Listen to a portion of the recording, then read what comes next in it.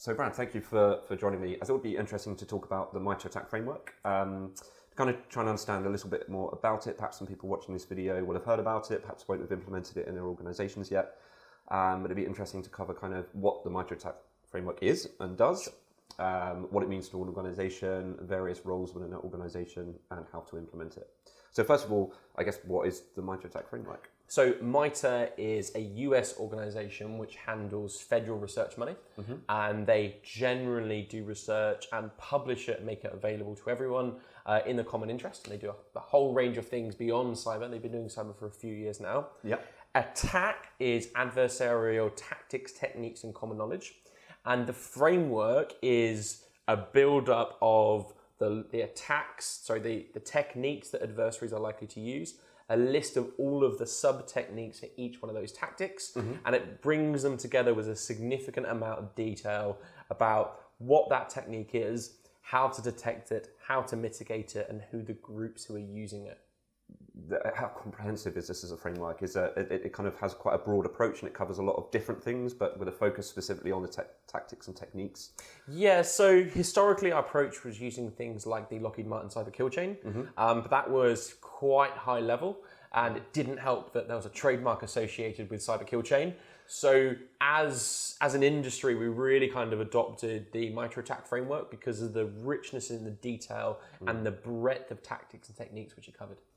And I think with the cyber kill chain as well, it was quite limited in terms of it was only really looking at sort of the average attack pattern and behaviour. It wasn't really getting down into the different types of attack that an organisation might face. It didn't really have the depth to apply to your organisation and telling you sufficient detail for each one of those individual steps, actually what you should be worried about. It was more of a high view abstractation of a likely attack and how it would go through. But when you're trying to defend an organization, you need significant detail of those techniques. Okay. So your background was both in security operations and as an analyst previously. Before that as well, you've worked in some very large telecommunications companies, but also within oil and gas. Yeah, I've historically worked for General Electric Oil and Gas. Been offshore, done a helicopter underwater evacuation training, awesome fun. Cool. Yeah. That was a cybersecurity software engineer. And then I went to EE, which is the UK's largest mobile phone network. Yep. Managed the security operations centre there. Then acquired into BT, and in BT I looked after effectively the primary threat hunt team. It sounds incredible, but also terrifying at the same time. Quite a lot of responsibility and also probably quite a lot of attacker behaviour to monitor and look after. Yeah, in particular, I really love threat hunting. Threat hunting is my joy. I thoroughly love finding adversaries and really understanding what they're doing and how they're operating, and using tools like Sensient to uncover and build the telemetry to find them. Nice. And when you were at these organisations, etc., BT, were you using MITRE ATT&CK Framework as an organisation? Absolutely. So I'd use it on a technical level to understand the adversaries that we were worried about. So for example, there are groups targeting particular sectors. We would always build up pictures of the groups targeting those sectors and effectively produce a summary of the likely techniques that they're going to be using to get into an organization and what they're going to do once they're in. Yep. We'd also build models of where are our security controls, where are we good at preventive, where are we good at detecting and responding to people trying to break in. And overlaying your strengths and weaknesses against your attacker's likely techniques, at least what they've done historically, because if an attacker's done that historically, they're likely to do it again. And that would influence us on a technical level to do threat hunts and understand where we need to get more telemetry from endpoints, networks, some external information, very similar to Sensient, in order to find those adversaries. Often that would be using just the range of systems we'd have. We would then use that on the management side as to influence the technical controls we would need to develop and deploy. So other product decisions, maybe changes to existing products.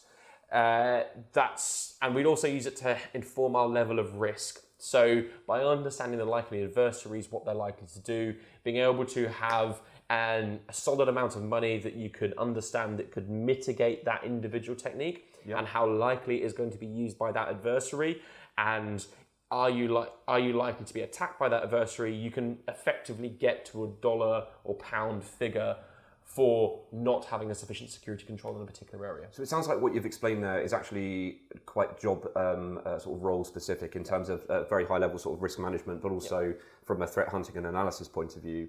What does it mean for an organization who perhaps uses this as a method of communication or like a standardization of the approach or an approach? Yeah, so for me as well, you're completely right. MITRE provides us with a common set of terminology that we can use. So I know, for example, if you say spear phishing attachment, exactly what that means. And particularly when you're talking with a customer or you're sharing threat intelligence or you're working on analytic and you're trying to see what you can find, having that common knowledge and making sure you're all speaking about exactly the same thing is really, really useful. And especially in a large organisations with perhaps a large security team, it's important that everyone's on the same page and has the same terminologies and understandings of those approaches. What about in terms of who MITRE ATT&CK benefits? We see a lot of larger enterprises and organisations deploying this or using this methodology and way of thinking and communicating, but is this something that is suitable for smaller businesses, SMEs, or is this something that is largely aimed at the larger organisation?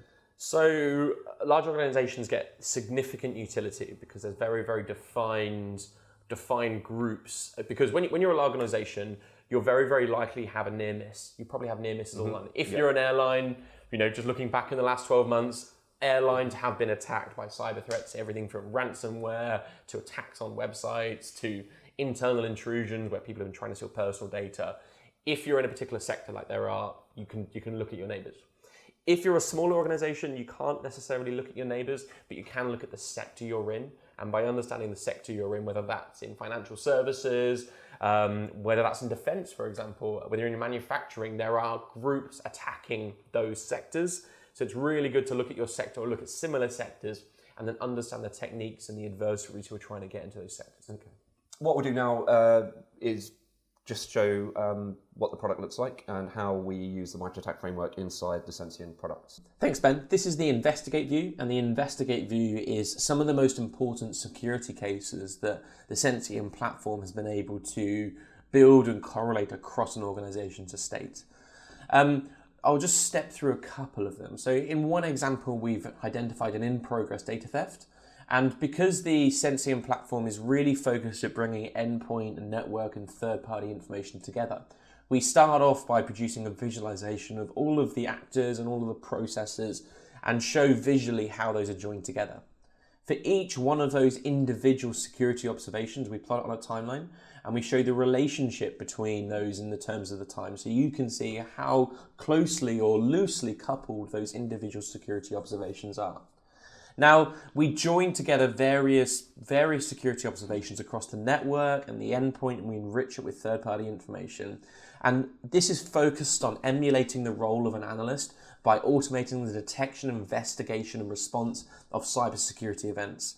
This method of AI triangulation takes on some of our various data sciences approaches, which I'll touch on, and we use this to correlate the cases most of interest from the widest variety of telemetry sources, which just isn't possible using a single point solution. So looking at this case, we're able to see that some unusual PowerShell activity. We've been able to map that down to some unusual connections going out to some infrastructure we haven't seen before. We're able to see some of our honey tokens that have been triggered. We're able to map that to some port scanning, which goes on all the time. And those are the kind of observations which on its own, they're not that interesting because devices scan all the time. But actually in the context of this investigation, it becomes much more interesting. And then we're able to see a large download from the network share. Just stepping you through one of them and helping you understand how we use the MITRE ATT&CK framework. For every single security observation that we've produced, we always map that through to the MITRE ATT&CK framework. So, for example, we spend a lot of time modeling behavior on individuals, on groups of users, and on entire organizations. And using that, we build a baseline of normal activity and really focus on producing security observations on things which are different from the baseline. So, for example, we've been able to model this particular user, and this user has never had Word launch PowerShell before. Now, this could be an example of an Office macro, which could potentially be malicious. So it's definitely a worthwhile security observation without any other context at this stage. we map every single security observation to the MITRE ATT&CK Framework. So in this case, we've mapped it to PowerShell, and it's really simple for security analysts to use the framework to enhance their knowledge from a public source. So for every technique, and PowerShell is a technique in the framework, we're able to build some background, and there's a background available on the MITRE ATT&CK website which shows you exactly what it is. That's probably more useful for first and second line analysts to help build out their understanding. For threat intelligence groups, you can help understand which particular actors are using this. So if you're worried about a particular actor, you can use the information about which groups are using which technique in order to ensure that your defenses and your investigations are run appropriately. And also, most importantly, it shows you details about how to mitigate it and how to detect that individual technique. Ben, I'm really keen on helping any organizations or individuals who just like anything from a quick phone call to an email or a quick chat to discuss how they can implement the MITRE ATT&CK framework, how they can understand their defenses and how effective they are, and how they can apply tools like the MITRE ATT&CK framework to their organization. More than happy to do that. So people watching this video can get in touch, and we'll, Oh, yeah, no, we'll put your absolutely. details Put up my at the end. details So up. great. Okay, awesome. Thank you, Brad. That's cool.